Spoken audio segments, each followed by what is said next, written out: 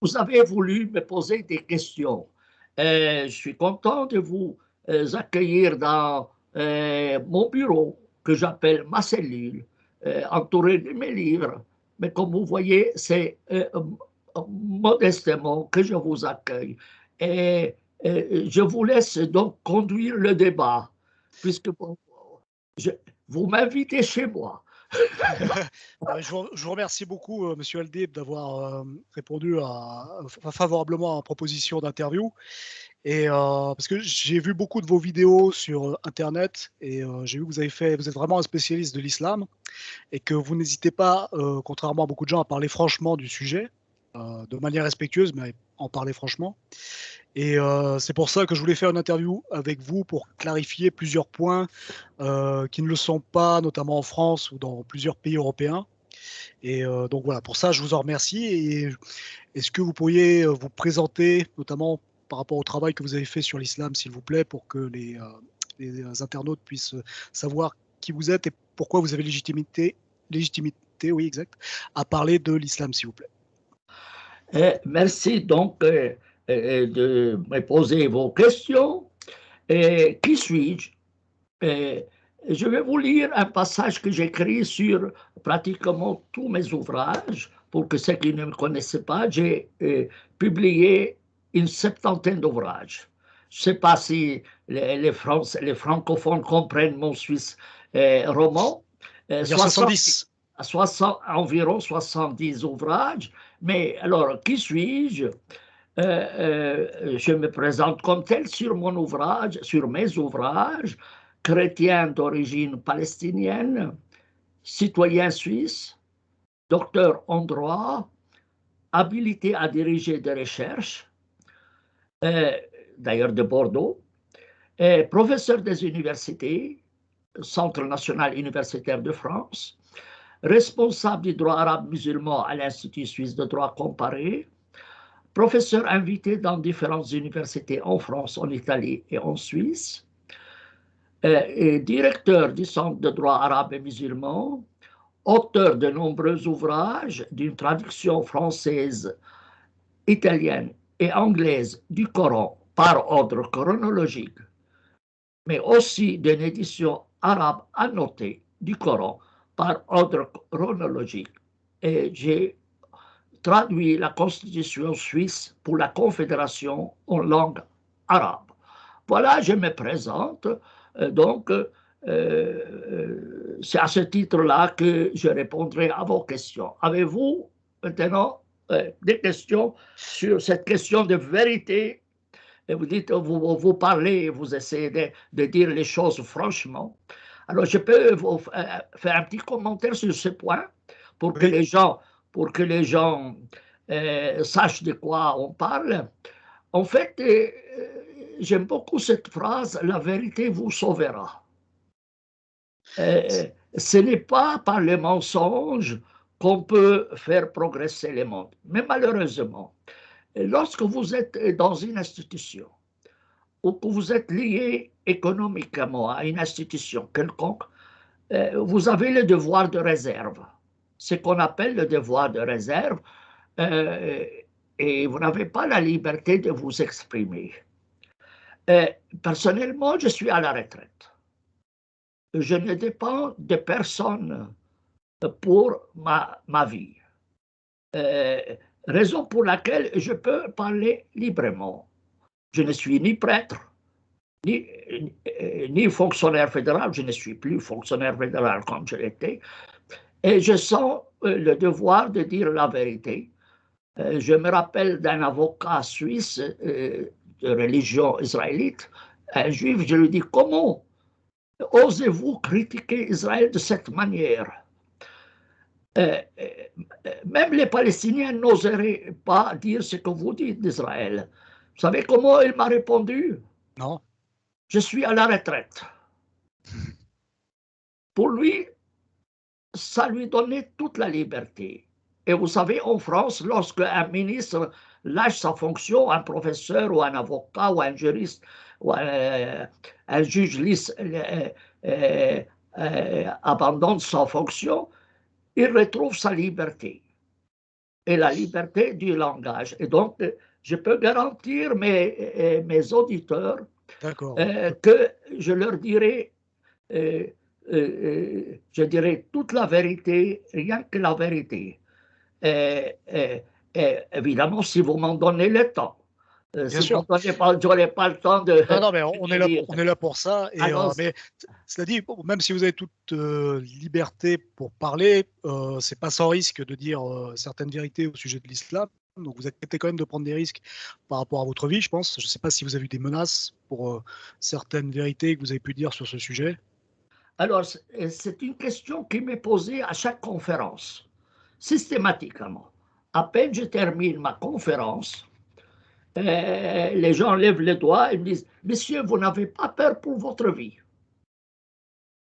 J'ai eu la visite d'un journaliste ou même médecin français, il fait les deux, il m'a visité ici. Il m'a dit « Je croyais que vous étiez protégé par la police. » Il y en a beaucoup qui le sont, comme Hamid Abdel Samad ou autres. Moi, personnellement, la seule personne qui me fait peur, c'est moi-même.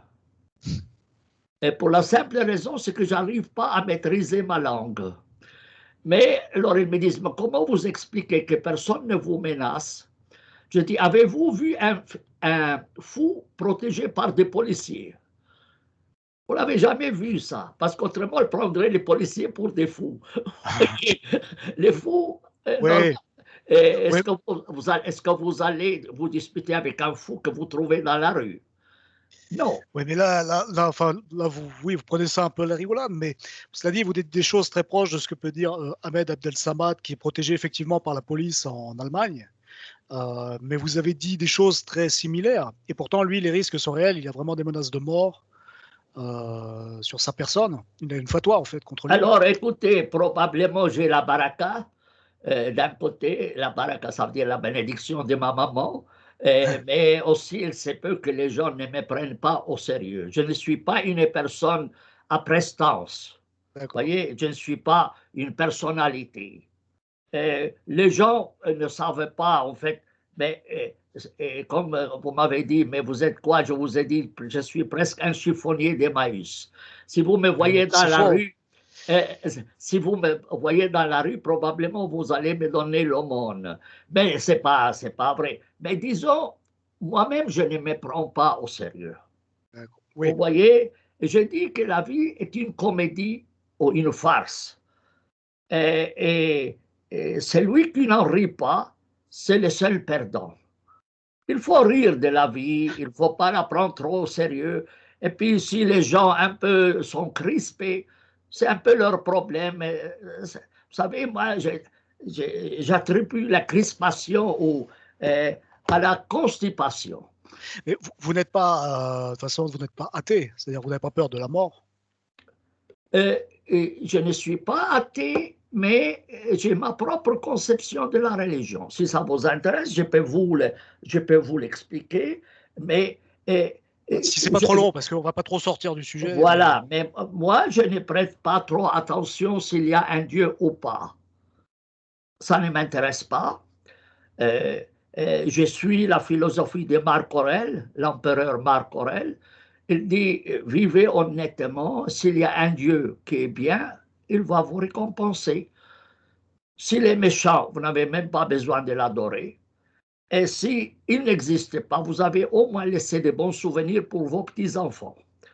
Alors ça, c'est ma philosophie. Ce n'est pas le pari de Pascal.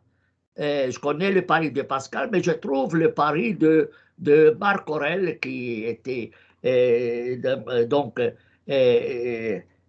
stoïcien, je trouve les meilleurs que le pari de Pascal, mais chacun a sa philosophie. Plus juste et plus beau. Disons, il est plus simple. Il est plus simple et plus naturel. Et il est plus proche aussi de ma culture à moi. Vous savez, le stoïcisme a été fondé en Syrie. Je ne savais pas. Oui, Zénon était un esclave syrien. Vous voyez, et après, il était à Rome, à Athènes, etc. Mais c'est le fondateur des stoïciens et probablement elle a influencé le christianisme. Et j'aime beaucoup cette philosophie. cette philosophie qui appartient à mon milieu naturel. Chacun suit ce qui lui plaît. Voilà, c'est ma conception. Mais quand on me dit ce que vous croyez au bon Dieu, j'ai dit, j'ai même pas le temps pour y réfléchir. J'ai d'autres choses à faire. Alors, cela dit, vous avez réfléchi sur l'islam. Je posais la première question, je suis désolé, c'est pour qu'on essaie de ne pas être trop long dans la Non, vidéo. non, non, mais il faut Et... quand même préciser, parce que moi, je me dis chrétien non dogmatique. D'accord. Je me dis chrétien non dogmatique. Ça veut dire, moi, je suis le Christ comme philosophe. Est-ce qu'il est le Fils de Dieu ou pas? Ça ne me regarde pas, c'est son problème à lui. Moi, ce qui m'intéresse, c'est plutôt son enseignement moral. Simplement qu'on le sache, parce que tout le monde dit, il se dit chrétien, mais en quoi il est chrétien? Vous voyez, je dis, je suis chrétien et je revendique mon appartenance au christianisme, mais à ma conception à moi du christianisme. Pour que j'ai écrit j'ai fait plusieurs vidéos sur ce sujet. Et en plus, seulement pour votre information, mais ne le dites à personne, c'est que moi, dans les milieux arabes, je porte le titre de prophète. Ah, ça, c'est vous qui l'avez dit, je crois. Oui, et si vous lisez mon article sur Wikipédia en arabe, c'est écrit, il porte le titre de prophète. Et chaque jour, c'est un blasphème pour les musulmans, ça. Alors, chaque jour, je reçois des messages de musulmans. Ils commencent toujours notre cher prophète. Oui, chaque jour. Oui, ça chaque me jour. surprend. Ça me surprend, mais... Et la plupart de mes vidéos en arabe, lorsqu'on fait des interviews, on commence par dire que pense notre prophète? Ils se moquent de vous, en fait. Non, pas du tout. Pas du tout. Je ne sais pas. En tout cas, moi, je revendique le titre de prophète. Et je prétends que je suis prophète. Bon. Mais, on est dans un autre sujet. Mais, non, non, mais normalement, parce que ça va répondre à vos questions aussi. Si vous ouvrez ma page Facebook, c'est écrit prophète à la retraite. Je suis le seul prophète qui n'est pas infaillible. C'est écrit en arabe, en français, en anglais, sous ma page Facebook. C'est le mot que vous sachiez. Mais je ne vous demande pas de m'appeler prophète, c'est votre choix à vous. Je ne le ferai pas, non. Mais, non, enfin, ce qui m'intéresse, c'est votre travail, en fait, en tant qu'islamologue. En islamologue, puis un travail logique, et simplement parce que vous osez dire des vérités qui sont sues par beaucoup de monde, mais que beaucoup de monde n'ose pas dire.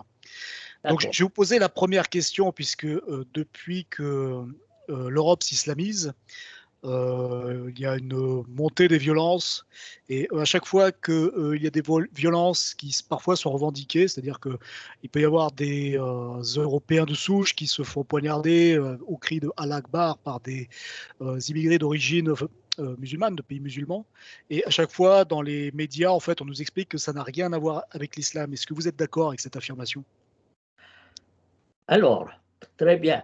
Et pas seulement les Européens de souche ou les Français de souche qui sont poignardés parfois, mais il arrive aussi que les musulmans poignardent leurs frères musulmans. Oui, c'est exactement. Tant dans les pays arabes que dans les pays musulmans, que dans les pays européens. Et il y a plus de morts provoquées par des musulmans sur des musulmans que sur des Européens. Ça, je crois, vous le savez très bien. Donc, avec Daesh notamment. Oui, c'est une violence ambiante. Et malheureusement, dans l'islam, certes, vous trouvez des versets agréables à lire, qui ne posent pas de problème, que j'appelle des versets digestes, mais d'autres qui sont vraiment violents. À ce qu'ils veulent, peuvent aller télécharger mon livre gratuitement. Je ne suis pas là pour faire du commerce avec mes livres. Tous mes livres sont à disposition de tout le monde gratuitement. Vous pouvez mettre le lien sous la vidéo. Et j'ai écrit un ouvrage, un résumé, une version élargie sur la violence dans l'islam. Vous pouvez la télécharger. Et malheureusement, l'islam a cette composante violente. cette composante violente.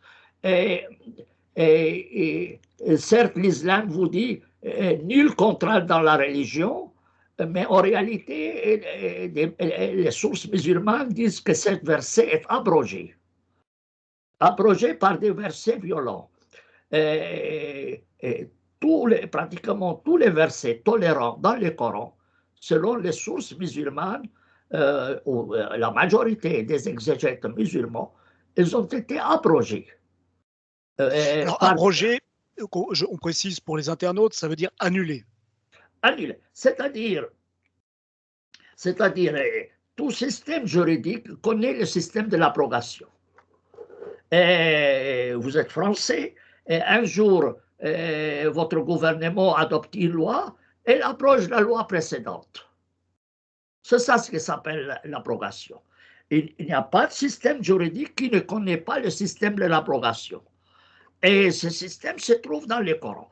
Et la règle générale, c'est qu'une loi ultérieure abroge toujours une loi antérieure. Postérieure, une loi postérieure abroge une loi antérieure, et pas le contraire.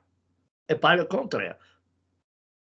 Dans le Coran, donc c'est dans le cas du Coran, de l'islam. C'est-à-dire que ce sont tous les systèmes juridiques, y compris le système islamique, y compris le système, parce qu'il y a des gens qui viendront dire qu'il n'y a pas d'abrogation dans l'islam, ou je ne sais pas quoi, il y a des gens qui font cette publicité, mais en réalité, moi je suis juriste, et je sais qu'il n'y a aucun système juridique qui ne connaît pas le système de l'abrogation. Donc, et le problème avec l'islam, c'est que l'abrogation a été faite par rapport surtout à des versets tolérants. Juste pour rappeler à vos auditeurs, c'est que Mahomet est né environ 570 après Jésus-Christ, 610, il commence à recevoir une révélation à la Mecque. Ça, c'est la tradition musulmane qui dit ça. Personne ne vous le garantira 100% historiquement. Alors, 610, il commence à recevoir un ange, la révélation, 610. 622, il quitte la Mecque, vu qu'il était, soit que sa tribu était intolérante à son égard, soit il était intolérant à l'égard d'elle. Parce que lui, il voulait plutôt imposer sa conception à lui. il se moquait des religions qui étaient déjà existantes à la Mecque. Oui, il voulait en fait que tout le monde le suive. Alors ils lui ont dit, nous on a ras-le-bol de toi. Et ils étaient contents avec leur divinité. Ils avaient leur panthéon. Il avait 360 divinités selon la tradition musulmane à la Mecque, et eux voulaient les remplacer par un seul. Il dit, écoutez, mais on peut bien suivre une année ta religion, toi tu suis nos religions une année. On fait échange. Il y a une parole. Évidemment, ni eux étaient contents, ni lui. Alors, bon, lui, il ne voulait pas cela. Il a quitté pour la Médine. C'est la ville du Yathrib, la ville de sa maman. Et là, il devient chef d'État. Dans la première partie, il n'avait pas les moyens violents, les moyens pour affronter la société qui lui était opposée ou à laquelle il était opposé. Et à la Médine, il commence à créer un État islamique, et il va dire mes moyens de subsistance sont à l'ombre de mon épée. Mes moyens de subsistance sont à l'ombre de mon épée. C'est un récit bien connu. Auparavant, il était un commerçant au service d'une femme riche qu'il avait épousée, mais une fois qu'elle est morte, il devient coureur de jupes, de jupons, de jupons ou de jupes, si vous voulez, de jupons, et il commence à guerroyer et devient chef militaire. Et c'est là, malheureusement, que tout tourne. Et on passe d'un islam plus ou moins tolérant par la force des choses, puisqu'il n'avait pas les moyens. Hein? Il y a des versets qui sont très jolis dans la partie mécoise du Coran, mais dans la partie médinoise, il y a des versets qui sont extrêmement violents. Mais les musulmans, toujours, mélangent les deux Corans, le Coran mécois et le Coran bédinois.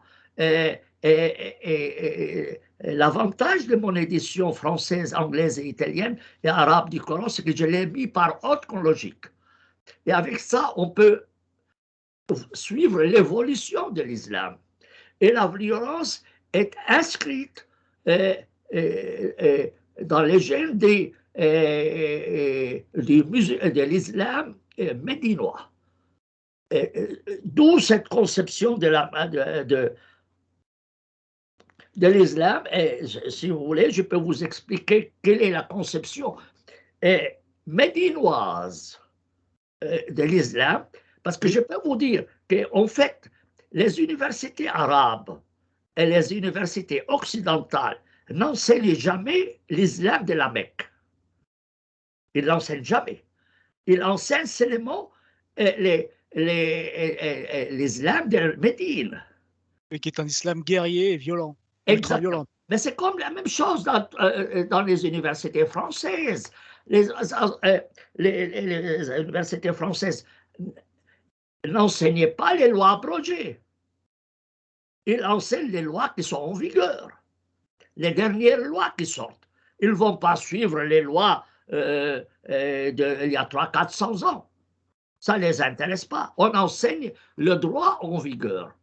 Et c'est le Coran médinois qui est enseigné. Et ce Coran est un Coran violent qui est basé sur quelques principes très simples. Si vous souhaitez, je peux vous l'exposer, mais je ne sais pas si vous avez d'autres questions. Alors, oui, j'ai d'autres questions, mais peut-être vous pouvez citer un verset qui, en fait, énonce cette loi de l'abrogation. Les versets de l'abrogation. Il n'y a pas besoin de citer par cœur, parce que si je commence à citer, ça va devenir long, mais seulement qu'on sache, j'ai écrit un ouvrage entier en français sur l'abrogation. Donc, celui qui souhaite, il peut aller le télécharger. On mettra les liens sur la vidéo. Oui, parce que si je vais commencer à vous citer les versets, on n'en finit pas. Mais ça vaut mieux qu'on puisse dialoguer clairement. Mais donc, il y a plusieurs versets qui, disons, il y a des versets qui énoncent que Dieu peut faire abroger des lois, peut faire abroger les lois et les remplacer par d'autres lois. C'est-à-dire que, excusez-moi, dans une situation précise, la partie mécoise va proposer une solution tolérante, oui. Mais pour la même situation, la partie médinoise va proposer une solution violente. Exact, exact. Pas seulement ça. Par exemple, je vous donne très simple, et pour que vous expliquiez, que vous compreniez. Dans la partie mécoise, il n'y avait pas de législation. Et il n'y avait pas de normes régissant les femmes. Par exemple, question du voile, question d'inégalité entre hommes et femmes, question de l'héritage, question des sanctions.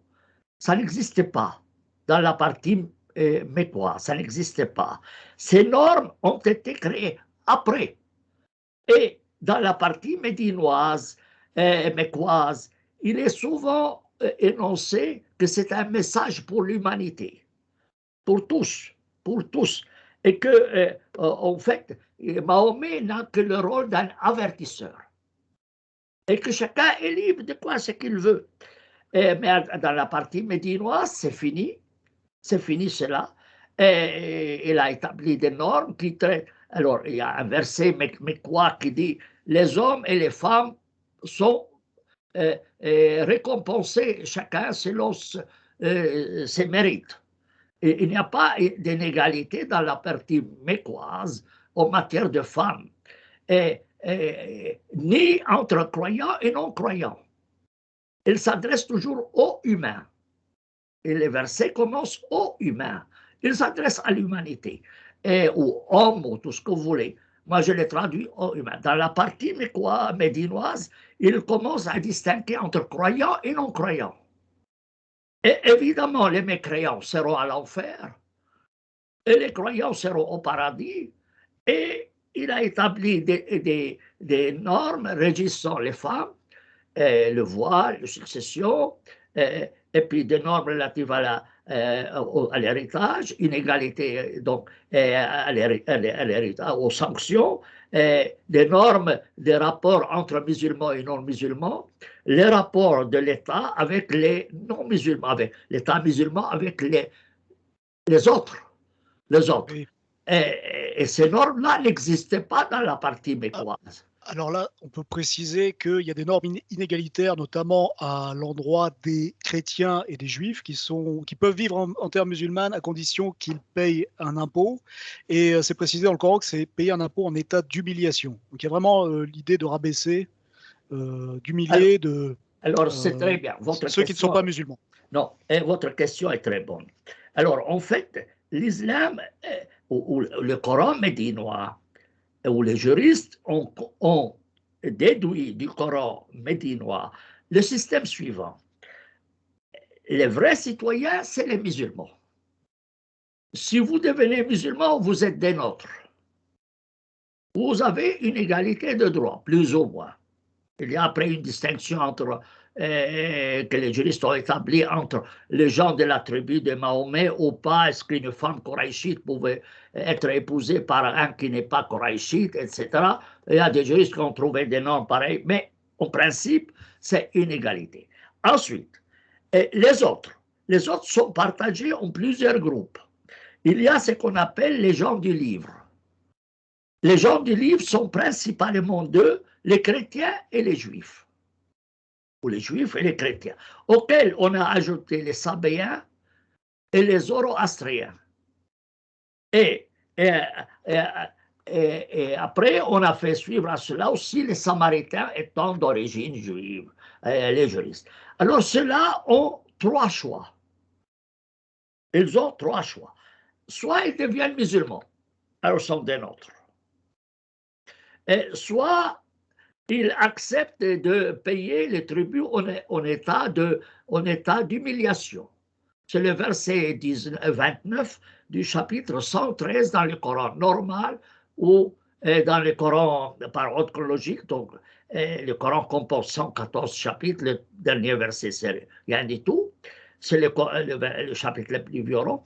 Ou c'est le chapitre 9 dans le Coran usuel qu'on a dans les mains. Alors, premier choix, devenir musulman. Deuxième choix, payer les tribus, accepter de se soumettre aux normes musulmanes, à certaines normes musulmanes, et surtout des restrictions. Par exemple, ils n'ont pas le droit de convertir un musulman à leur religion. Et un homme, un chrétien ou un juif n'a pas le droit d'épouser une musulmane. Mais un musulman a le droit d'épouser une chrétienne ou une juive, voire quatre. Et autre règle qui s'appelle les conditions de Omar. Ça veut dire qu'il aurait établi un traité de paix avec des chrétiens en mettant plusieurs versets, normes discriminatoires à l'égard des non-musulmans, des juifs et des chrétiens. Alors, s'il accepte ni être musulman, ni de payer les tribus en état d'humiliation acceptant les normes, alors ils n'ont le choix que la paix, que l'épée. La mort. La mort, l'épée, c'est safe. Et alors, un verset s'appelle d'ailleurs le verset du sabre. Alors, oui. C'est le chapitre, le verset 5. Le verset 5 du chapitre 9, sur Tawbah. Alors, dans ces cas-là, s'ils sont vaincus, on complète des gens, on prend les femmes, on les rend esclaves, et on prend possession de leurs biens. C'est-à-dire que les femmes, oui, le Coran autorise les musulmans à violer les femmes non musulmanes. C'est-à-dire que les femmes deviennent esclaves des combattants. Et les femmes sont partagées comme du butin, comme un butin, à ceux qui participent à la guerre. Et aussi les biens qui sont acquis des non-musulmans, et une partie des butins va à l'État, mais l'autre partie est partagée entre les combattants. Et évidemment, les femmes des non-musulmans, ça c'est ce qu'a fait Daesh. Ça, c'est qu'un fait. Alors, si vous ne faites pas partie de ces trois groupes, si vous faites partie des juifs et des chrétiens et des sabéens et des zoroastriens, disons, ajoutons cela, plus ou moins, alors reste quoi les polythéistes? Les polythéistes, c'est qui n'ont pas de livre sacré. Parce que le Coran estime que les juifs et les chrétiens ont eu des prophètes. Et ils ont leurs livres. Et eux ont le droit de suivre leur religion, mais à des conditions que je t'ai données.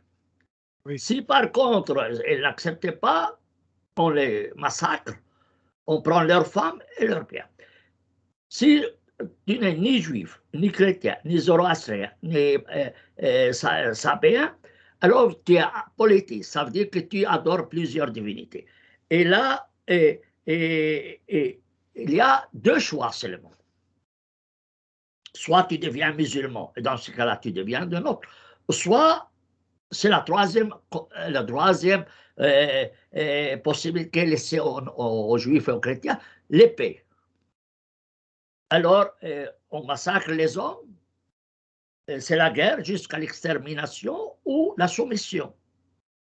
Et on tue les hommes ou on a servi les enfants, les femmes, les biens, etc. Et d'ailleurs, c'est quand les musulmans ont occupé l'Inde sur 5 siècles, ils auraient massacré 80 millions d'hindouistes. Oui, 80 millions. Oui, c'est le plus grand génocide de l'histoire. Alors, effectivement, les chiffres sont évalués à plusieurs dizaines de millions. Ouais. Alors après, oui, disons, il y a des chiffres qui vont jusqu'à 80 millions, mais d'autres qui disent 50. Mais même s'il y a 10, c'est déjà beaucoup. Oui, d'accord. Alors, ça, c'est les trois groupes. Maintenant, un autre groupe qui vient, c'est les apostats. Ça veut dire, si vous êtes musulman, soit parce que vous êtes né d'une famille musulmane, soit parce que vous vous êtes converti à l'islam et que vous ne voulez plus devenir musulman ou que vous vous révoltez contre l'État musulman ou vous refusez de vous se mettre aux normes musulmanes, dans ce cas-là, vous serez traité même pire que les autres. C'est-à-dire peine de mort et on ne peut même pas faire de trêve avec eux. Et on peut les attaquer de nuit comme de jour. Et aucune pitié à leur égard. Alors les apostats, c'est d'ailleurs un des principaux problèmes de l'islam aujourd'hui, un des principaux pour lesquels ils ne sont pas donc, ils n'ont pas réussi à s'en sortir, duquel ils n'ont pas réussi à s'en sortir, c'est la question de l'apostasie, la liberté religieuse. Jusqu'à aujourd'hui. D'ailleurs, je vous avertis que toutes les religions ont une attitude négative à l'égard des apostats.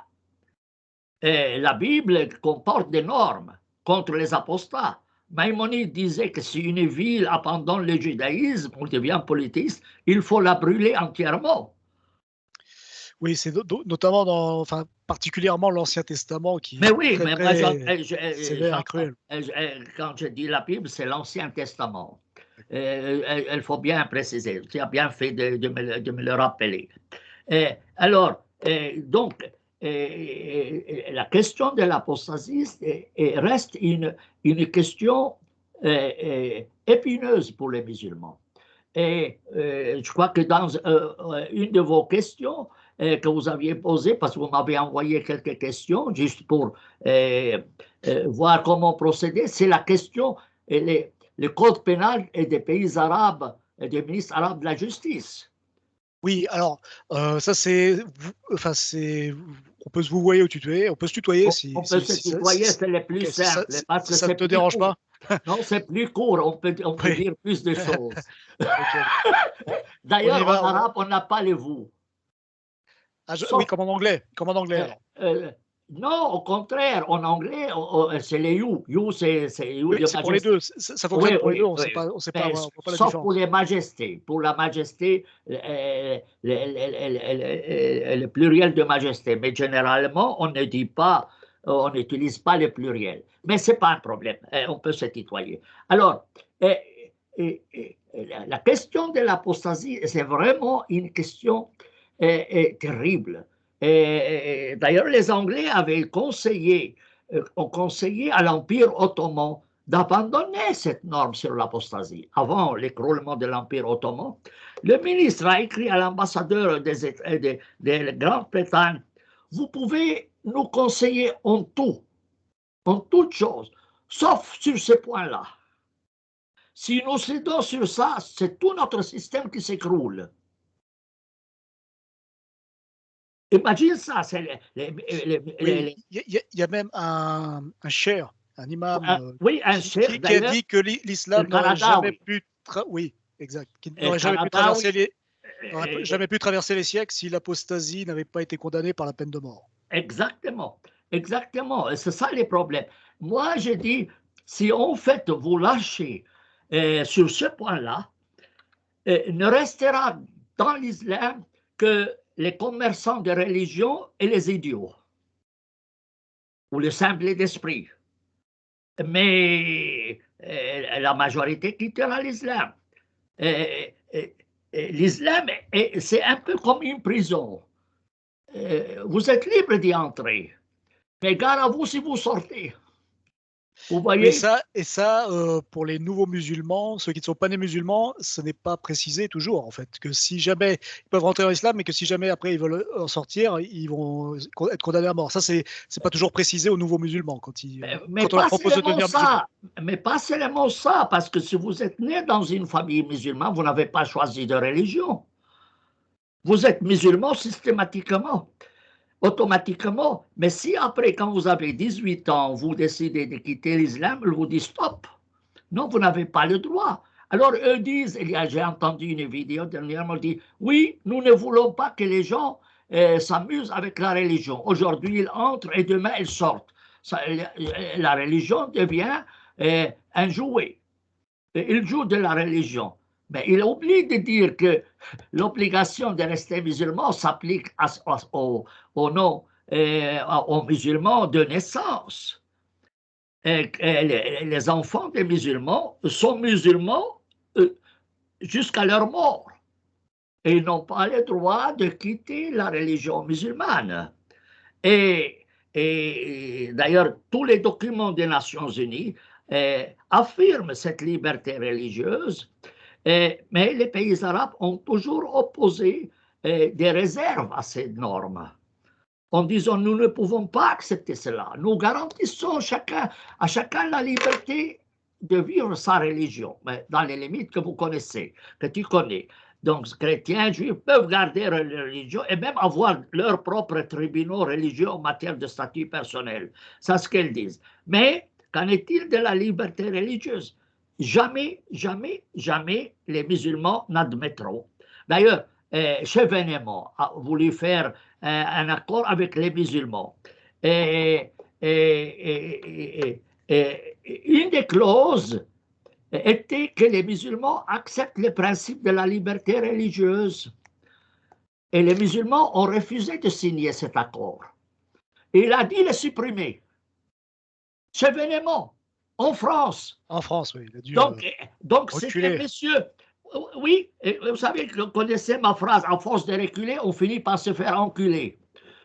Excusez-moi ce terme. En fait, monsieur Chevènement s'est fait enculer. Je m'excuse, parce que c'est quand même un principe de la Révolution française. C'est un principe des Nations Unies. C'est-à-dire qu'il y a une corruption des politiciens français qui acceptent de se soumettre aux forces de l'islam. Ce n'est pas cela, ce n'est pas cela, c'est pas cela. Vous savez, M. Chevènement et la majorité des politiciens français n'ont pas de couilles. Vous savez, et ça dépend pas qu'en France. Non, mais moi je parle de la France. Forcément, c'est. Vous savez, et ça ne dépend pas d'hommes et femmes. Vous savez, la personne qui a les plus grandes couilles en France, c'est qui? C'est l'actrice française, comment on s'appelle? Ah, Brigitte Bardot. Brigitte Bardot. Je crois que c'est la seule qui a les plus, Euh, c'est celle qui a les plus grandes couilles en France. Ah, Mais les autres, il y a Jean-Marie Le Pen, il y a quand même des personnes qu'on osé parler. Il y a Pierre ils Cassan sont- aussi même de Français. Zemmour manque des couilles. Même Zemmour manque des couilles, à mon sens. Mais bon, je ne suis pas là à faire le vétérinaire. Ça ne me regarde pas. Non, Mais mais en Angleterre ou en Allemagne, c'est pareil. Il y a beaucoup pareil, de même en politiciens Suisse, même en Suisse, qui se font enculer, pour reprendre tes mots. même en Suisse, même en Même Suisse. oui, oui. Ouais. Même en Suisse. Alors, pour que nous avons la Commission fédérale contre le racisme qui sort les griffes si vous touchez à l'islam.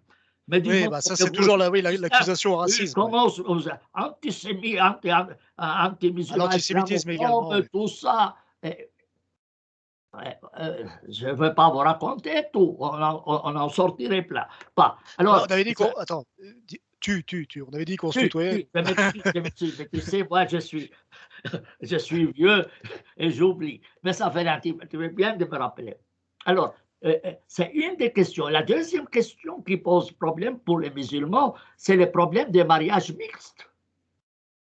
Les musulmans épousent des chrétiennes ou des juifs ou autres, mais ils n'acceptaient pas le contraire. Ils n'acceptaient pas qu'un chrétien épouse une musulmane. Et c'est complètement inégalitaire. Enfin, la vision Inégalité. du monde par le musulman est inégalitaire. Mais même en France. Alors Oui. moi, si j'étais autorité française, je mettrais comme condition pour l'entrée en France, c'est que leurs filles puissent épouser des chrétiens. Sinon, je leur donne ni l'asile politique, ni la nationalité. Oui, la situation en France est complètement aberrante parce qu'il n'y a aucune logique. C'est-à-dire qu'on donne des droits aux musulmans, qu'en fait, il y a une espèce de justice à deux vitesses. Ils ont des privilèges, en fait. On a Non, donné des privilèges aux musulmans. qui viole la Déclaration universelle des droits de l'homme que la Oui, oui. France a signée. Alors là, on peut parler de la charia, qui est la loi musulmane, parce Oui, que tu es le oui. seul, en fait. J'avais écouté une de tes vidéos, tu disais que tu étais le seul, en fait, à avoir révélé que les ministres des pays de la Ligue arabe, les ministres de la Justice des pays de la Ligue arabe ont signé un document officiel en 1996 qui indique que, en fait, la charia, la loi islamique, est le but à atteindre pour tous les pays de la Ligue arabe. Et en fait, en réalité, pour le monde entier, puisque le musulman a pour ordre, selon le Coran, de convertir le monde entier de gré ou de force à l'islam. C'est bien exact. Hein. Alors, en fait, les ministres arabes de la Justice, on dit qu'ils ne sont pas représentatifs de l'islam. Alors, c'est qui est représentatif, qui représente l'islam? Ma tante? Non, c'est quand même tous des docteurs en droit et tout ce que vous voulez qui ont quand même étudié. Alors, ils avaient sorti un premier document qui est intitulé Les plans de Sanaa. Le plan de Sanaa qui vise à unifier toutes les lois des pays arabes, parce qu'ils sont surtout responsables des pays arabes. Mais évidemment, ça devrait s'appliquer un peu partout. Et leur but, donc, unifier toutes les lois des pays arabes sur la base du droit musulman.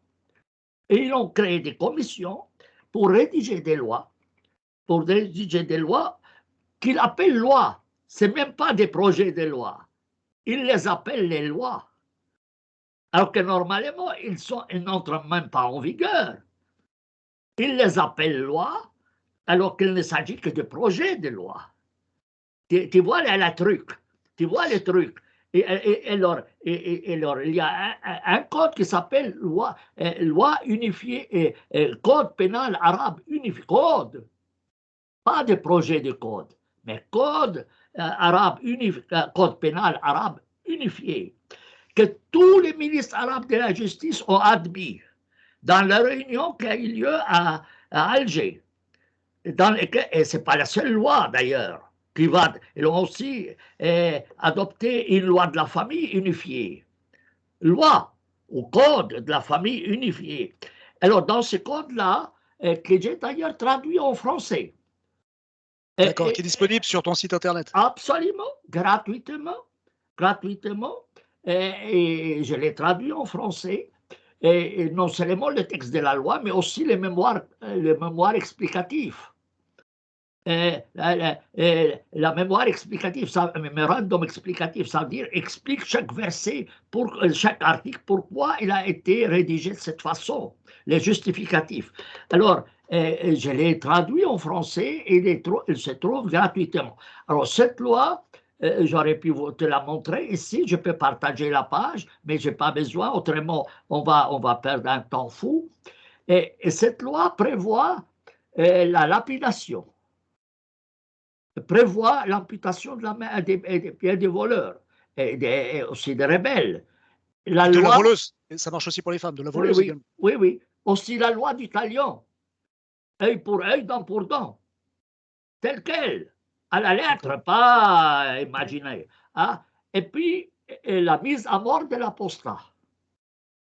Est-ce qu'il y a aussi l'esclavage sexuel qui est... Non, parce que c'est un code pénal. C'est un code pénal. Par contre, il y a, tu sais que les pays arabes ont adhéré aux conventions de Genève sur la guerre. Mais il y a un professeur de droit égyptien qui a étudié à la Sorbonne, a fait sa thèse de doctorat à la Sorbonne, qui a écrit un ouvrage. Il a travaillé même à Lazare.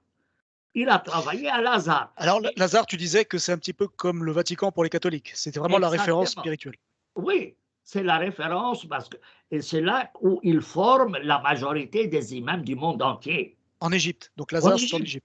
Oui, et souvent, ils reçoivent des bourses gratuites.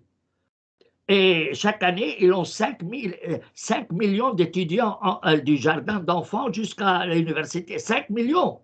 5 millions? Oui, 5 millions. Et son budget est plus grand que le budget du ministre de l'Éducation. En Égypte, il y a un double système éducatif. Le système étatique et le système de Lazare. Et ce système de Lazare couvre le jardin d'enfants jusqu'à l'université. D'accord, oui, donc c'est-à-dire c'est dans tout le pays. Tous les pays. Tous leurs enseignements sont diffusés dans tout le pays, c'est ça? Oui, oui. Et il n'y a pas une famille où il n'y a pas un nazarite qui est dedans. Donc, c'est un système où un doctrinement général. Voilà, donc, cet Azhar, par exemple, là, c'est lui qui cause de sacrés problèmes à l'Égypte. Parce que c'est un système parallèle à celui de l'État. Bref, alors, ce code pénal arabe unifié dont je te parle, qui te dit, il n'est même pas appliqué dans la majorité des pays arabes, il n'est pas appliqué. Mais alors, pourquoi on l'appelle code? Pourquoi on l'appelle code? C'est en fait en vue d'eux. Lorsque nous aurons le pouvoir, nous allons l'appliquer. Alors, qu'est-ce qui empêche actuellement aux pays arabes d'appliquer ce code? Alors, je vais te donner une petite nuance. Il y a des mouvements, soutenus d'ailleurs par les Occidentaux, en Syrie et en Irak, qui ont appliqué cette loi, soutenus par les Occidentaux. Oui, qui ont décidé que cette loi-là, c'est la seule qui s'applique. Et alors, en fait, il y a des pressions à l'égard des pays arabes. Ils ne peuvent pas, si tout d'un coup ils commencent à faire ça, il y aura une révolte et tout le monde vont dire mais qu'est-ce que vous faites là? Alors, pour revenir à ce type-là, tu m'as dit, est-ce qu'ils reconnaissent les systèmes de l'esclavage sexuel? Je te dis, il y a un professeur égyptien qui a étudié à la Sorbonne, qui a été réveillé à Lazare, et il a sorti un ouvrage intitulé loi qui doit régir les armées musulmanes. Et dans cette loi, il est d'ailleurs sorti en 2 éditions en Égypte. Et normalement, il n'y a pas un livre religieux qui sort sans l'accord de Lazare. Chaque livre qui touche l'islam doit avoir l'approbation de Lazare. Et ce livre, donc, il est sorti en 2 éditions où il est prévu que si nous gagnons les guerres, les femmes seront prises comme esclaves. C'est-à-dire qu'elles peuvent être légalement, selon le droit musulman, violées. Et tu peux tout faire, être un esclave et tu es libre avec. Tu es libre avec cette personne, exactement comme a fait Daesh. Daesh ne fait qu'appliquer. Ils commettent des viols. Ils commettent des viols sur des femmes. Mais bien sûr, il y a tout. Alors, pas seulement ça, mais autre chose encore. Bon, ils les vendent dans les marchés comme le bétail. Oui. Il y a d'ailleurs un cheikh égyptien qui a dit d'où provient notre misère économique. C'est parce que nous avons cessé le djihad. Et il donne l'exemple, il dit si nous faisions le djihad, nous allons aller en bataille et après chacun ramène chez lui plusieurs femmes, plusieurs enfants et c'est là des problèmes économiques, il vend une femme ou un enfant et puis il paye ses dettes. Oui, et puis aussi dans le djihad, ce qui est en fait autorisé, c'est de piller les pays vaincus, Mais piller les bien biens sûr, matériels, eh c'est-à-dire bien, les femmes, les il enfants, mais dit, également les biens matériels. il dit, vous allez faire plus d'argent que si vous alliez travailler des années en Allemagne. Ah oui, donc ça va, oui, ils n'ont pas de complexe, ils n'ont vraiment pas de Il, complexe. il a dit comme ça, dans une vidéo qui est disponible. Il le dit devant des gens. Et après, il dit ça ne représente pas l'islam. Écoutez, mais ça, c'est enseigné dans les manuels Alors, alors là, à ce de moment-là, maintenant, Lazare. faut qu'on précise que, alors, comment ça se fait que toutes ces vérités, en fait, sont autant cachées, ne sont pas sues, notamment en Occident. En fait, il y a une loi coranique qui s'appelle la taqiyya et qui autorise le musulman à mentir aux non-musulmans. Est-ce que tu peux nous parler un petit peu de cette loi, la Oui. détailler, s'il te plaît? Alors, écoute, de nouveau, moi j'ai écrit un ouvrage sur ce sujet. Un ouvrage entier, en français et Et en arabe. qu'on peut télécharger Qu'on sur ton peut site. télécharger gratuitement. Alors, en fait, il y a un verset du Coran qui dit que, en fait, il est interdit d'avoir une alliance ou une amitié à l'égard de mécréants, sauf en état de faiblesse. Si vous êtes en état de faiblesse, vous pouvez avoir une amitié.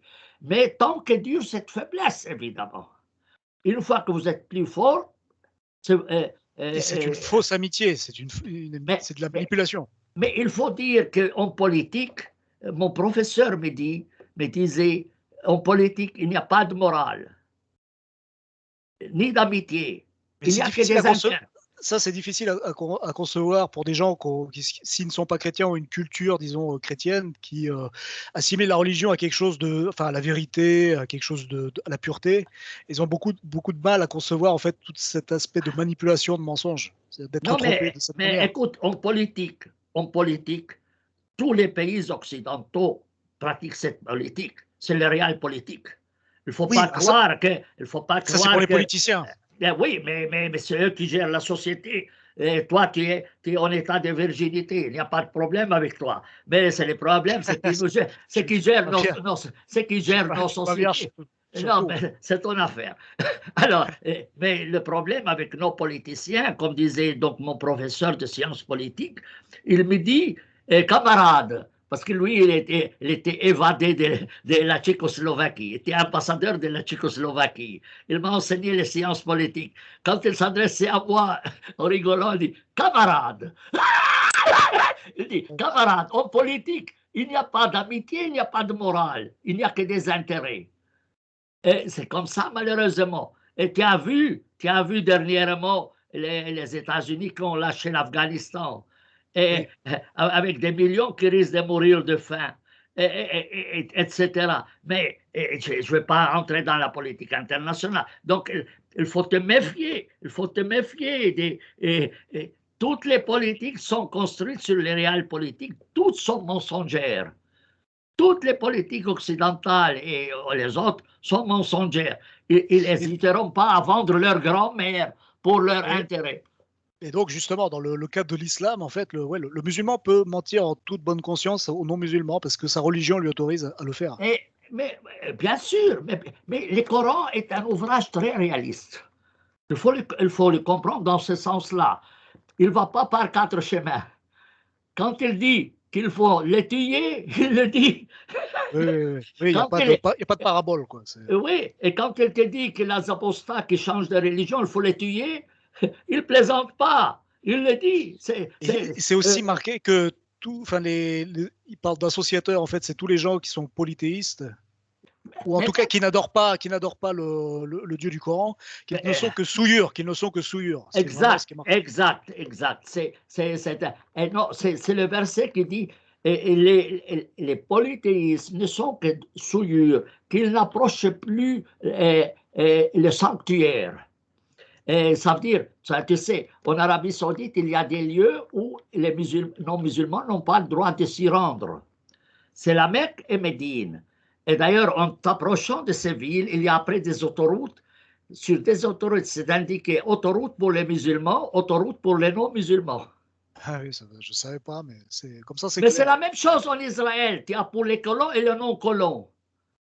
C'est la même chose, c'est le même système. Ça, c'est pour les colons. Ségrégation. Mais c'est ça, c'est comme en Amérique avec les Noirs. Et ceci pour cela, tu sais, c'est le même système. Alors, oui, c'est un sacré problème. C'est un sacré problème. Donc, voilà la dissimulation. Alors, qu'est-ce que la taquilla signifie la dissimulation. Alors, et puis aussi, s'ajoute à cela le principe de l'alliance et des alliances. Ça veut dire le fait, attends, je vais te donner le titre exact, elle s'appelle, ça c'est l'ouvrage mon ouvrage est intitulé, pour ceux qui veulent, Alliance des aveux et dissimulation. Par exemple, il est interdit de s'habiller comme les mécréants.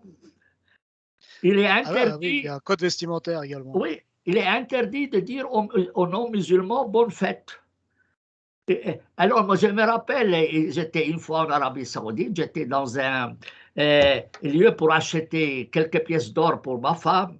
J'étais en voyage, et le propriétaire du magasin, il me dit, parce que je suis habillé en pantalon, lui, il était habillé en sorte de pyjama, robe de chambre. Une djellaba, quoi. Il me dit, pourquoi tu es habillé comme les mécréants? Et je lui dis, et pourquoi tu es habillé comme une femme? Ça a dû lui plaire, ouais. Effectivement, oui. Effectivement, c'est vrai que ça surprend les Occidentaux que les hommes portent une djellaba, quoi. Pas... Oui, et moi je lui ai dit ça, il s'est tu. Il a su que... Alors, je vais te raconter une histoire réelle pour que tu te rendes compte comment c'est. J'étais en Arabie Saoudite.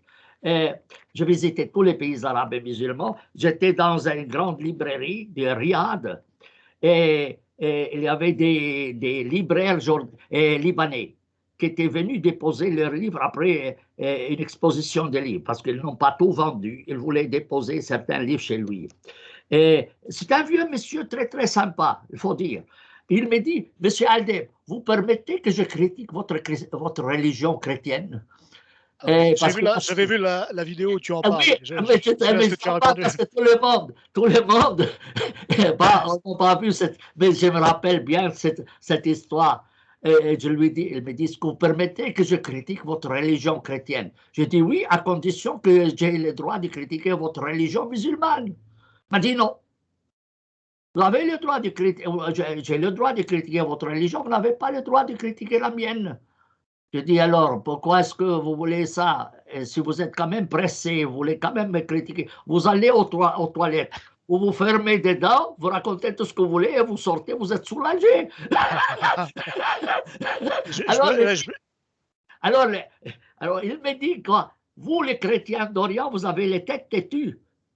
Je dis, pourquoi? Il dit, nous, quand un Américain vient chez nous, en 5 minutes, on le convertit à l'islam. Oui, ils convertissent en 5 minutes en américain, oui. Il dit, je dis, remerciez Dieu que vous avez trouvé plus idiot que vous. Effectivement, oui. Oui, mais en 5 minutes, en plus. Avec les musulmans, il faut être clair. Et si vous n'avez pas des couilles, ils vous montent. Alors, vaut mieux être... En fait, oui, parce que l'islam est une religion de guerriers, c'est-à-dire que tous les hommes sont censés être des guerriers, donc il faut être soi-même un guerrier pour pouvoir, en fait, garder son territoire, quoi. Oui, et elle doit savoir que moi, je ne suis pas quand même un saute-mouton, tu vois. Alors, quand je lui dans son pays, imagine, dans son pays, face à des invités, et lui, il voulait montrer qu'il est zélé, qu'il veut convertir les gens à l'islam. Je lui tape dessus. et il était de l'âge de mon grand-père, tu sais, il avait environ 80 ans. Et moi, en fait, mais là, il n'a rien dit, quoi. Du coup, il n'a rien dit, quoi. Mais qu'est-ce que tu veux qu'il dise? Et tu sais, c'est comme tu tues un taureau. Tu tues un taureau. Tu sais comment tu fais? Tu prends un grand marteau, tu tapes sur son front, tout de suite il est par terre. Ah, je ne savais pas, mais Ah, mais en c'est le tout cas, je système. retiens. Mais c'est, Ça, oui, en fait, il faut y ça aller c'est le franchement. système. Il faut étourdir. Et tu prends, il faut prendre un grand marteau en bois.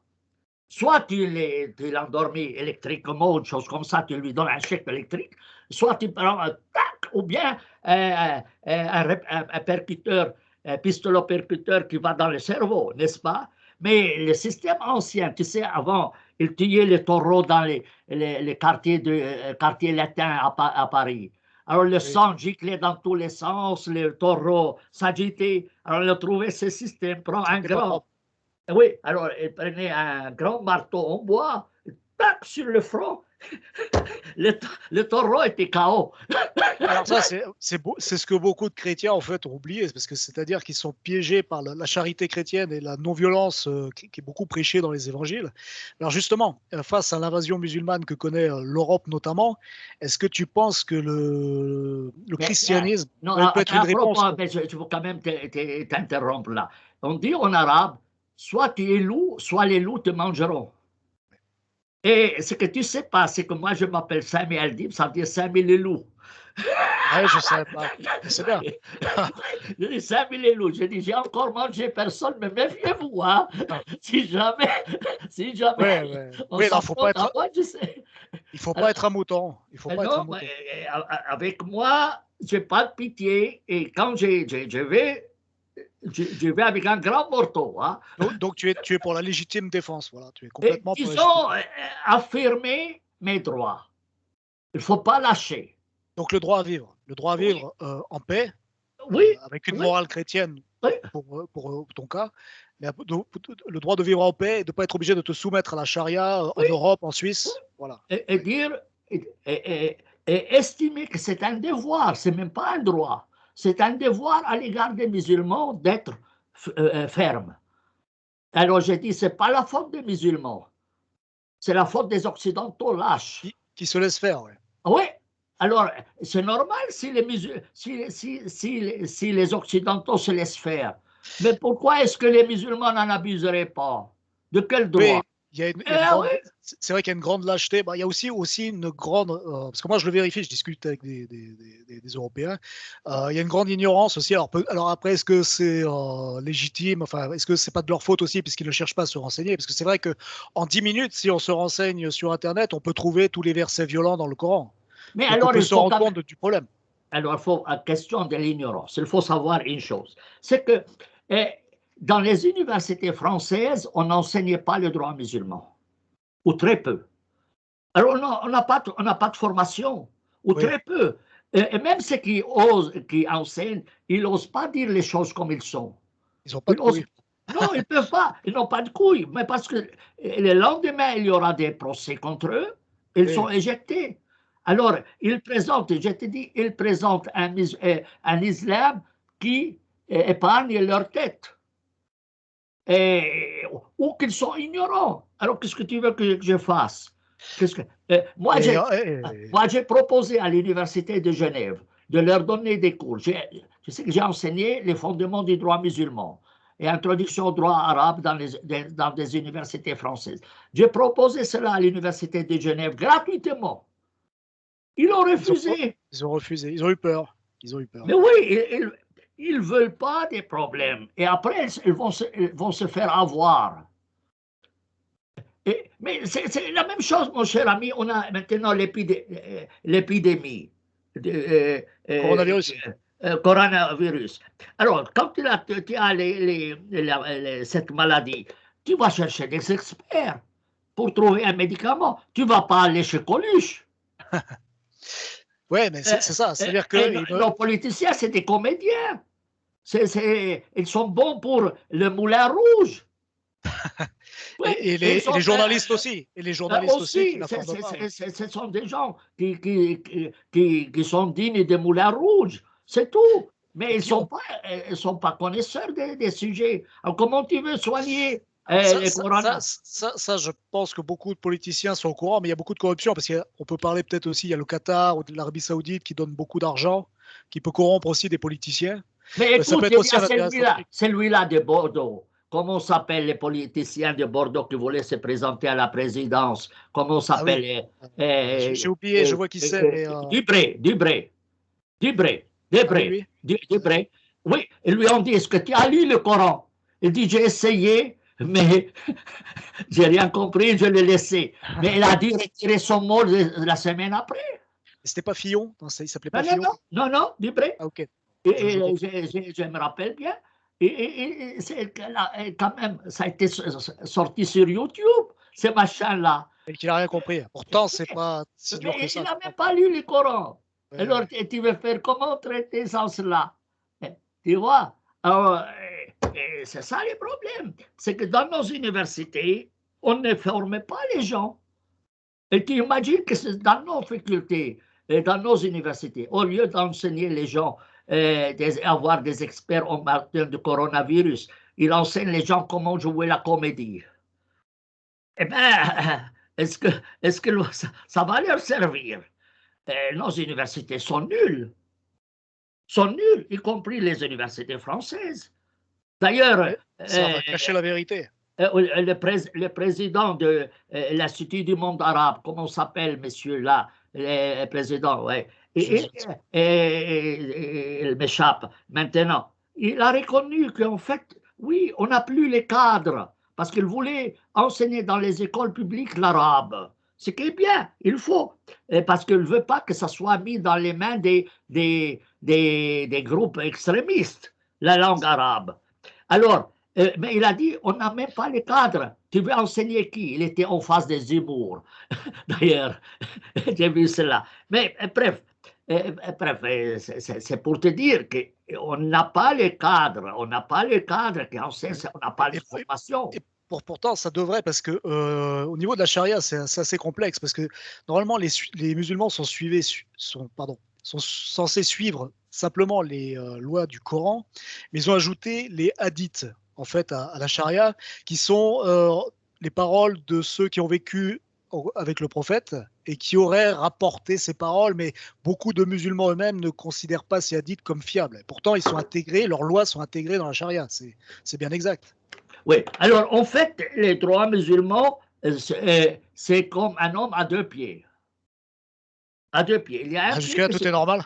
il y a un pied qui est le Coran et l'autre pied, c'est les paroles de Mahomet. Alors, les paroles de Mahomet, ça s'appelle la sunna ou le hadith ou tout ce que les récits, comme tu veux. C'est donc les rapports, des propos qui viennent, qui sont utilisés pour compléter le Coran. Parce que le Coran comporte des normes juridiques, mais qui sont complétées par ce récit-là. Évidemment, ils sont mis en doute parce qu'on n'est pas sûr que Mahomet les a bien dit, et même si Mahomet les dit, qu'est-ce que ça veut dire? Parce qu'après tout, c'est un humain comme les autres, et même les Corans disent oui, les Corans, c'est parole de Dieu, alors on l'accepte. Mais les paroles de Mahomet, qui nous obligent, eh bien, si aujourd'hui tu adoptes une telle position, tu finis emprisonné. Il y a un intellectuel égyptien, un avocat d'ailleurs, qui a combattu dans 2 guerres en Égypte, qui vient d'être condamné à 5 ans de prison parce qu'il a critiqué les recueils de récits de Mahomet. Les hadiths, la sunna. Oui, et 5 ans de prison. Il a, je crois, 78 ans. Ah oui, en plus. Oui, oui. Vraiment, ils sont sans pitié. Oui, 5 ans de prison avec travaux forcés. Et il a dit, moi, je vais apprendre quoi à 8 ans, 78 ans comme métier pour travailler. Je travaille quoi? C'est un avocat. Il a encore de l'humour, ça va. Oui, mais enfin, oui, non, c'est on attend. Et c'est même, tu peux même pas faire appel à cette décision, parce que c'est un tribunal de sécurité nationale, et seul le président de la République peut, disons, confirmer ou infirmer cette décision. Donc, oui, dis-moi. Parce que je crois que en fait dans les hadiths c'est la lapidation en fait des adultes de l'adultère pour les femmes et les hommes. Ce n'est pas dans le Coran, mais par contre c'est dans les hadiths. C'est ça? Alors ça, c'est une histoire de fou. la lapidation, c'est une histoire de fou. Alors, certains disent qu'il y avait un verset dans le Coran sur la lapidation. Et Omar a dit, moi je l'ai entendu et je l'ai appliqué. Et le calife Omar l'a appliqué. Il dit, mais il est où? Il dit, Dieu l'a levé. Il dit, oui, mais alors vous la mettez. Non, ils ne l'ont pas mis dans le Coran. Mais l'Arabie Saoudite applique sur la base de ce verset qui s'est envolé. Oui, mais en fait, ils s'appliquent avec les hadiths qui ne sont pas fiables. La lapidation. Non, attends, c'est pas comme ça. Ça veut dire il y a des versets qui sont abrogés. Leur lettre est abrogée, mais leur caractère normatif est maintenu. Mais en fait, ce n'est pas écrit noir sur blanc dans le Coran. C'est ça. Mais je veux te dire, le texte est abrogé. C'est l'histoire de fou, effectivement. Oui, le texte est abrogé, mais la norme est maintenue. Ouais, mais alors ça, c'est sur la source des hadiths. C'est parce que c'est marqué dans les hadiths. D'accord, mais tous les commentateurs le citent de verset. Comme quoi ce verset a existé. Et il y a même un verset qui est censé exister dans le Coran. Mais il est où? Aïcha, la favorite de la femme, elle dit pendant qu'on préparait les funérailles de Mahomet, ce verset était écrit sur un morceau de peau sous mon lit. Une chèvre est entrée, il l'a mangée. Eh bien, oui. Dans une histoire bizarre. Bizarre, dit. Oui, mais s'il l'a mangée, vous pouvez quand même l'ajouter. Alors, tu imagines des histoires. J'avais entendu parler aussi de cette histoire. Mais c'est des histoires de fous. Oui, effectivement. Il y a des choses absurdes dans les hadiths. Et puis... Si c'est vrai, mais il y en a d'autres. Mais il a relevé que Mahomet avait passé des nuits avec des gens qui le montaient toute la nuit. Quoi? Qu'il est monté, qu'il le sodomisait. Il le sodomisait. Ils ont gardé ça. Ils ont gardé ça. Oui. Ils sont fous. Ils sont fous. Mais il l'a dit. Ils sont fous. Ils sont fous parce qu'en plus. Cet avocat l'a dit. Il y a même un des plus rigolos. C'était, tu sais que les bureaux de l'Égypte sont encombrés d'employés, de fonctionnaires. Alors il y a mixité entre hommes et femmes. Mais c'est interdit la mixité dans l'islam. Mais Aïcha a trouvé un système. Il suffit qu'un monsieur et une femme allaitent un garçon, même un adulte, il devient sa parenté. Donc la règle de la mixité ne s'applique pas. Donc lui, il proposait que les employés, les femmes employées, donnent leur sein à leurs collègues au travail. Sur la base c'est vraiment des histoires de fous. Et en fait, il y a vraiment. Ça s'appelle l'allaitement de l'adulte. Mais ça se répète. Et ils disent que oui, c'est comme ça. Mais le type de Lazare qui est allé raconter ça à la télé, ils lui ont dit, mais tu as sorti tout ça. Il a dit, mais c'est écrit dans le recueil. Il dit, mais tu es fou, pourquoi tu le sors? Laisse-le dedans. Tu sais, il est sorti de la télévision. Et ils l'ont condamné à 5 ans de prison. Quoi. Non, pas celui. C'est encore un autre, mais l'autre, il est sorti de la télévision, il l'a mis en prison. C'est des histoires, c'est vraiment des histoires de fous. Mais il y a aussi l'autorisation des mariages pédophiles, de la sexualité pédophile. Les enfants, oui. Parce que Mahomet, ils disent qu'il a épousé une fille à 6 ans, mais il a couché avec elle à 9 ans. Mais il faut savoir qu'au Yémen, c'est chaque semaine, il y a des filles qui meurent parce qu'ils sont mariés trop jeunes et la pénétration, la première. Elles ne supportent pas la pénétration. Oui, et puis elles meurent. Elles meurent, c'est chaque semaine. Et alors, tu fais quoi avec toutes ces normes? Mais tu vois, le problème, si tu critiques les choses, même dans leur intérêt, du moment que tu touches l'islam, terrible. Mais je te dis hors ligne, que les musulmans vont distribuer les Corans dans les rues de la Suisse, de Genève. Je les ai vus devant le Parlement suisse. Oui, alors moi j'ai reçu un Coran dans l'exposition du livre de l'Arabie Saoudite.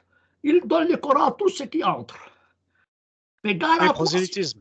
Oui, mais gare à toi si tu prends un Coran en Arabie Saoudite, une Bible dans l'Arabie Saoudite. Ils n'accepteront pas. Ils te renvoient dans ton pays.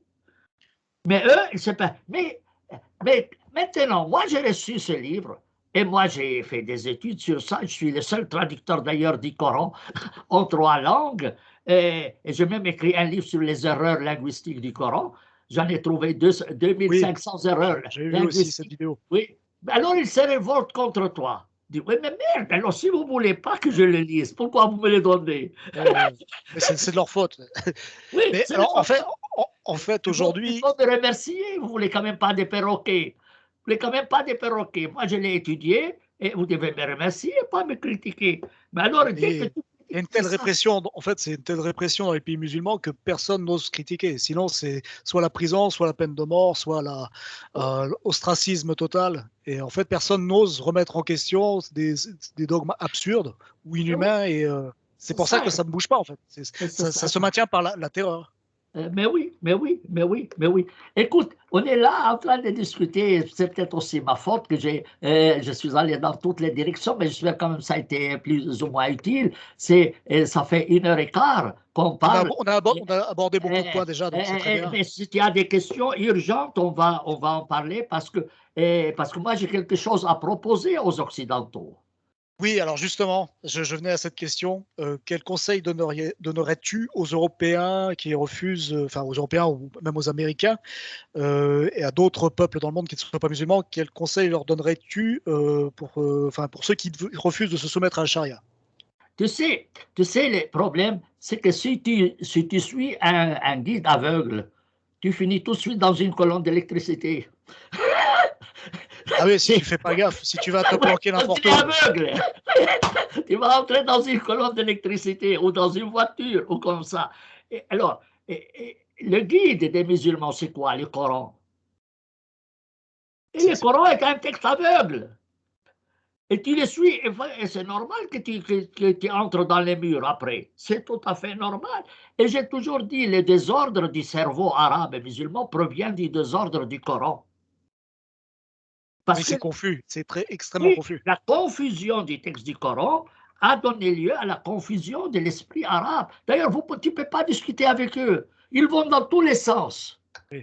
À cause parce que leur texte, tu sais, moi je connais un qui était épileptique, qui répétait des mots, des choses comme ça, ou comment s'appelle les termes, qui atteint des Dyslexie? dyslexie. Mais le type, moi, je commençais à le suivre comme ça. Tout d'un coup, c'est moi qui ai attrapé cette maladie. Ah, c'est contagieux.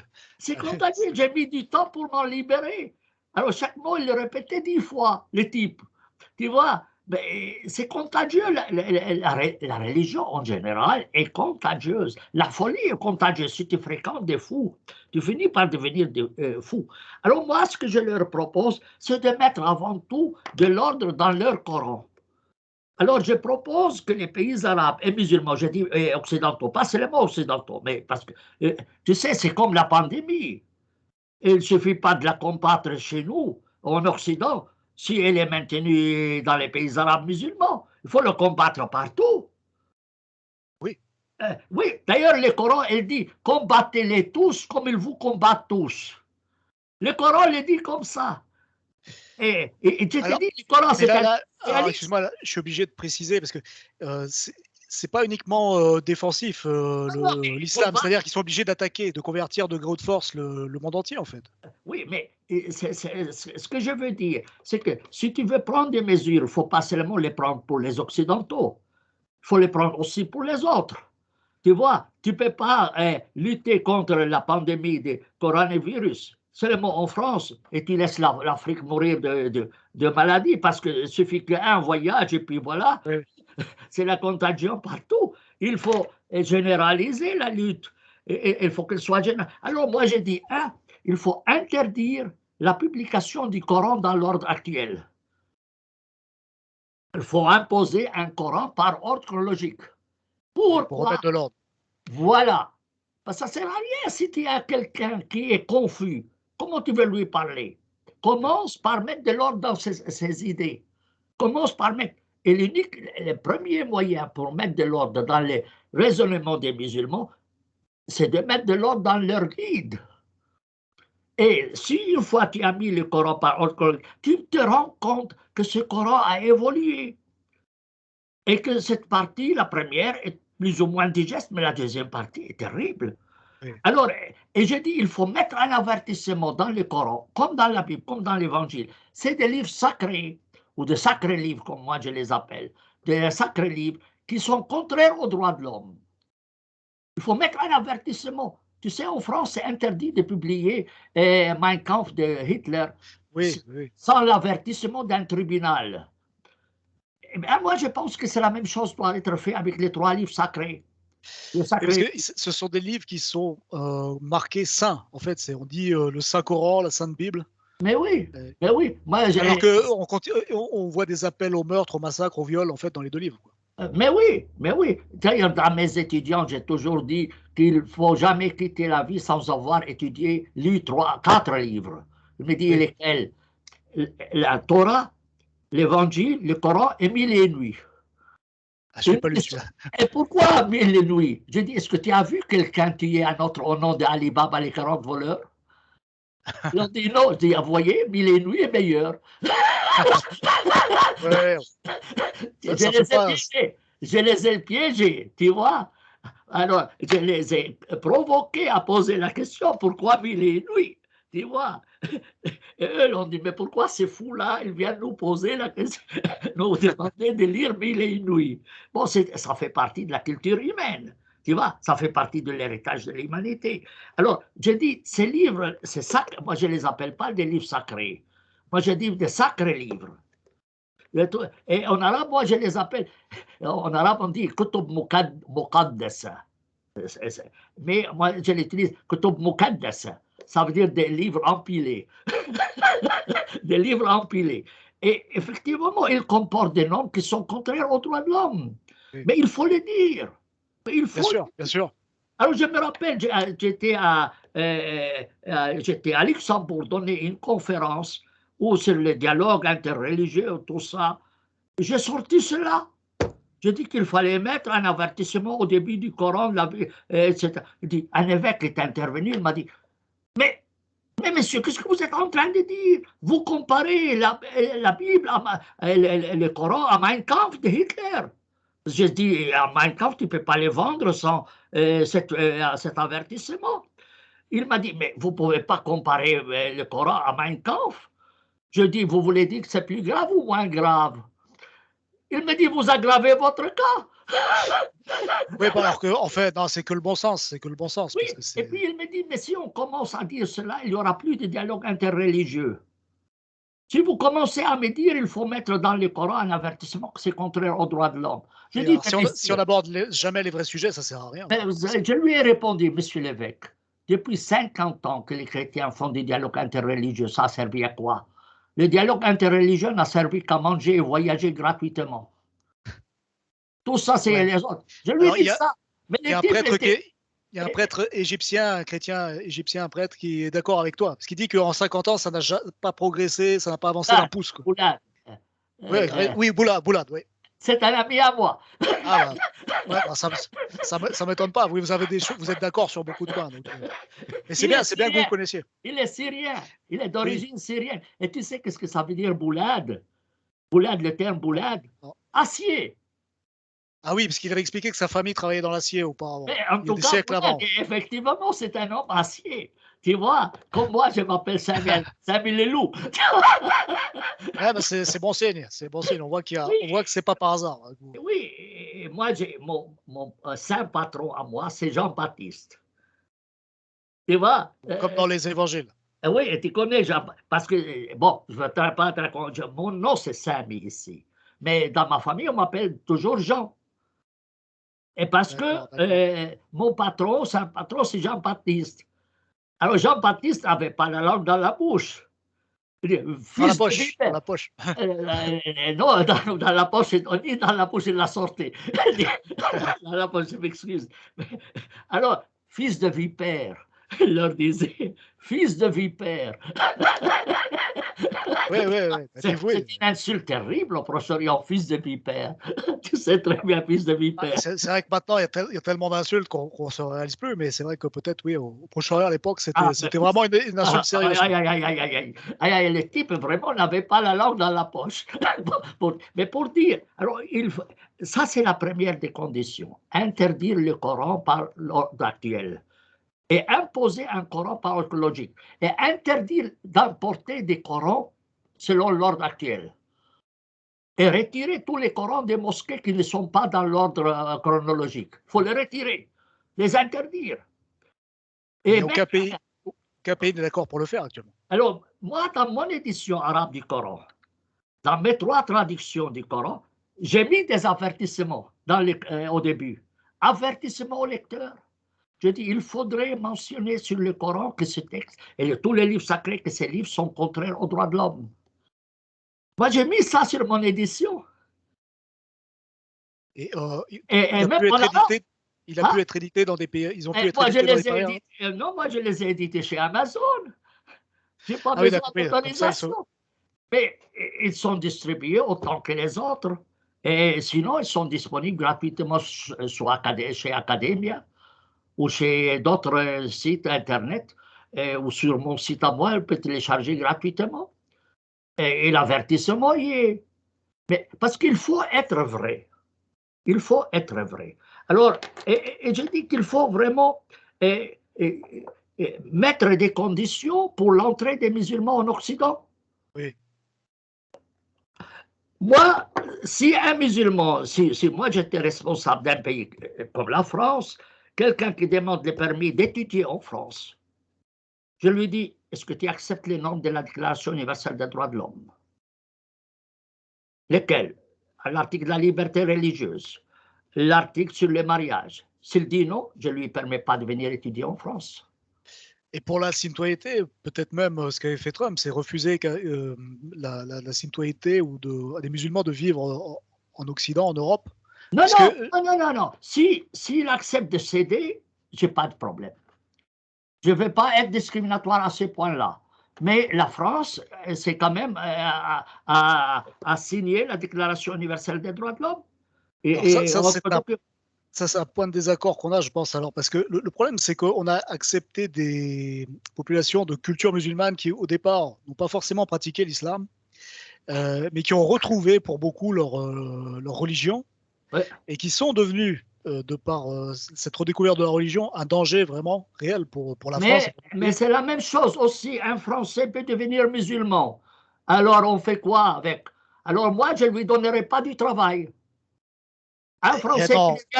Non, mais je lui... il y a faut moins de être risques. Non, mais il y a des risques, mais il y a des chrétiens qui sont devenus musulmans plus fanatiques que les... Moi, je connais un Suisse qui est devenu musulman plus fanatique que les pires musulmans. Je les connais. Alors, est-ce qu'ils sont aussi nombreux? Est-ce qu'on a des statistiques? écoute, ils sont nombreux, les virus du coronavirus, il suffit un seul petit pour qu'il prolifère partout. Et alors, moi, j'ai dit, mais c'est ça les problèmes. Les problèmes, c'est qu'il faut être ferme. Moi, ma maman m'a toujours dit, coupe une pratique et ne la laisse pas se propager. Il faut être ferme du début. Il faut être ferme. Si tu n'es pas ferme, tu es foutu. Tu es foutu. Oui, tu te fais manger. Tu te fais manger par Alors, le loup. ensuite, moi, j'interdirai les cimetières religieux. Parce que si les gens n'arrivent pas à cohabiter morts, comment veux-tu qu'ils cohabitent vivants? Oui. Parce qu'en fait, un musulman ne peut pas être enterré avec des chrétiens ou des juifs ou Mais des athées. je vais te raconter des histoires. Moi, j'ai écrit un livre sur les cimetières. J'ai écrit un livre sur les cimetières religieux. Ce sont des systèmes discriminatoires. Mais je l'interdirai aussi bien aux juifs, aux chrétiens qu'aux musulmans, à tout le monde. J'interdirai la circoncision. Parce que je considère que c'est contraire aux droits de l'homme. C'est contraire au droit à l'intégrité physique, sauf s'il y a une raison médicale. Je considérerai la circoncision comme un crime. Parce que je dois enlever le marquage. Tu as compris mon but? Oui. Parce que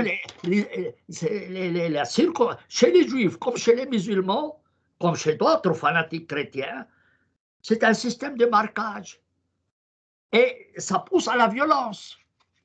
Ça pousse à la violence. Lis l'ouvrage de Alice Miller, qui dit la circoncision, c'est le pire crime de l'humanité. Parce que tu mets...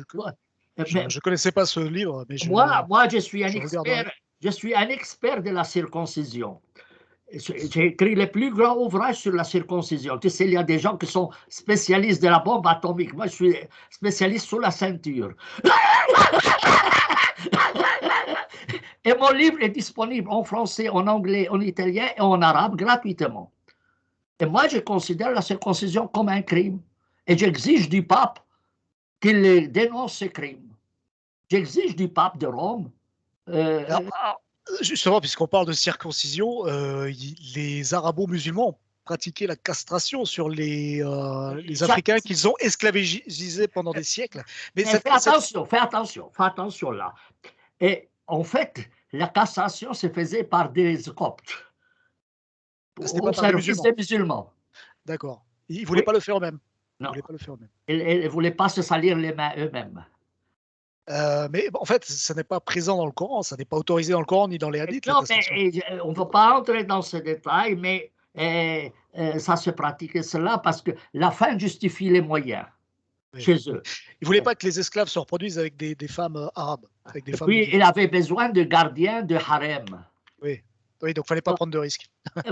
Voilà. Alors, la fin justifie les moyens. Mais bon, bref. Oui.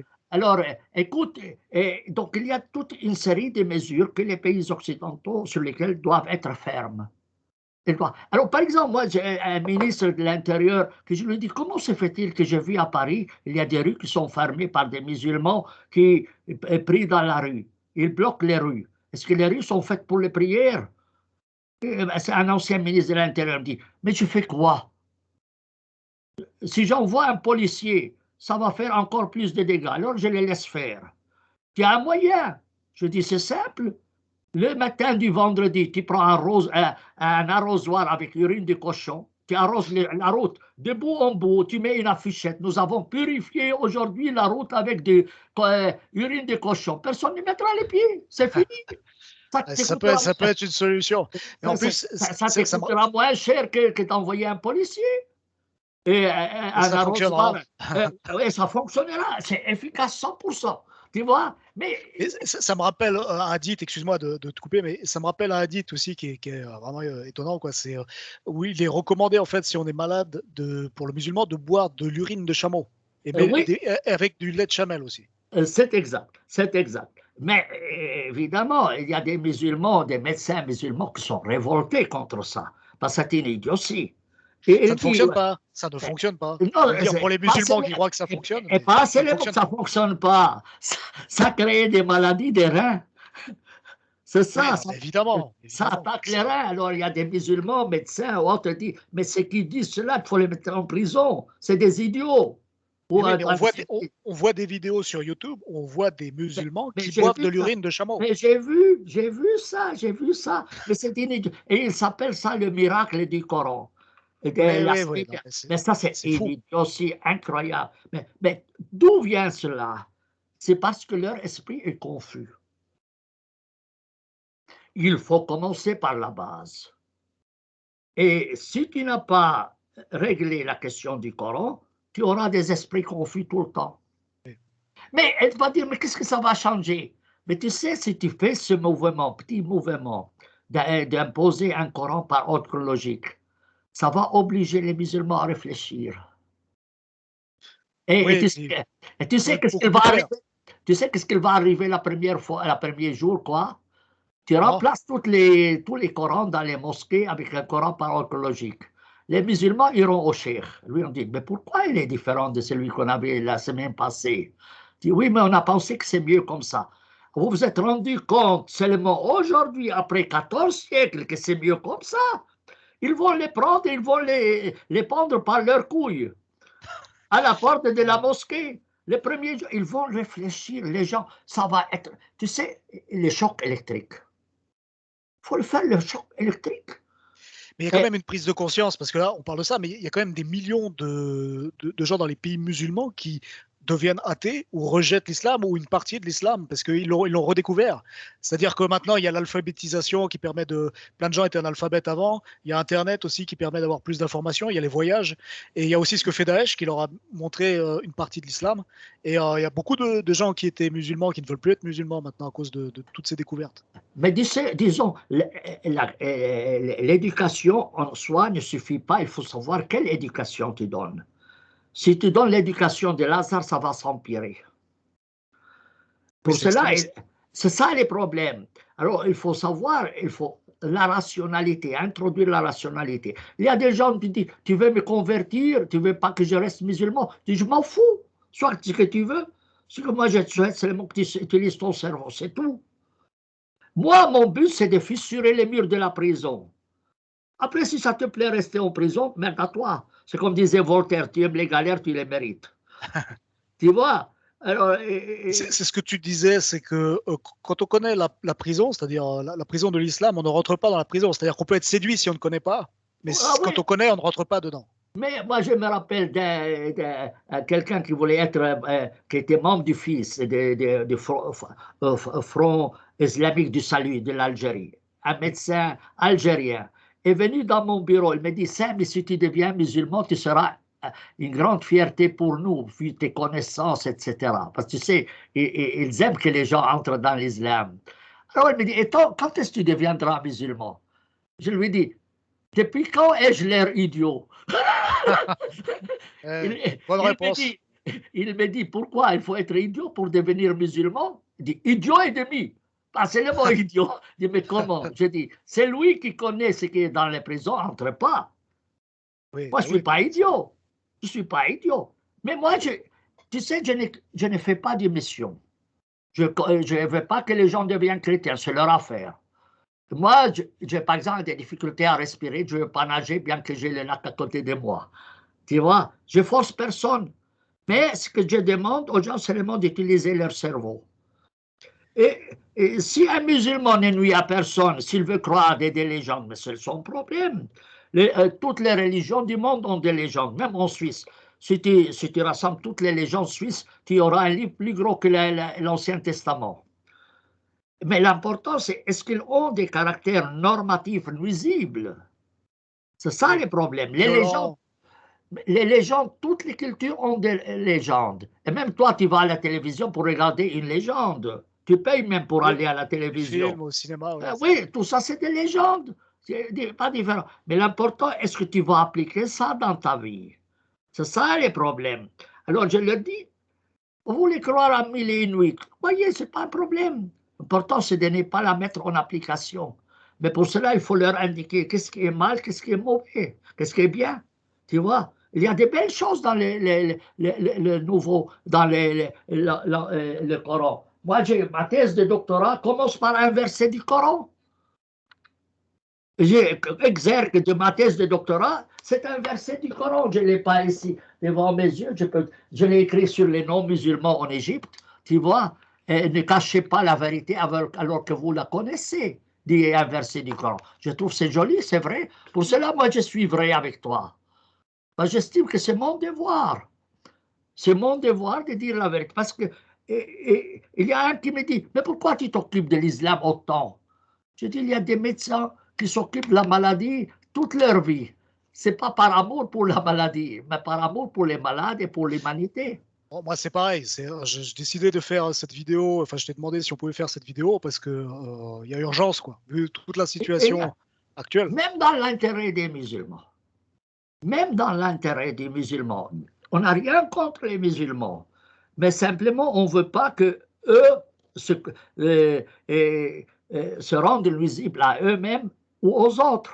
Oui. J'aime pas que les gens discriminent quiconque, mais j'exige quand même le respect de certaines normes de société. Et j'ai toujours dit, si tu vas à Rome, tu vis comme les Romains.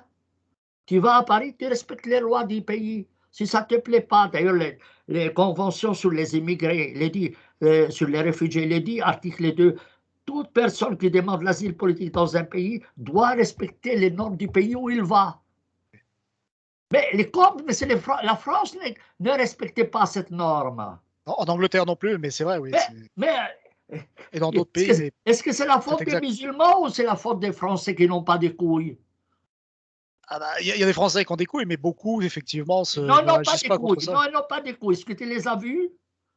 Bah, moi, j'ai quitté la France justement parce que je supportais Ah, plus alors, je me rappelle, cet état des choses. dans une conférence à Paris, j'ai dit à quelqu'un, vous avez vu les couilles de M. Hollande?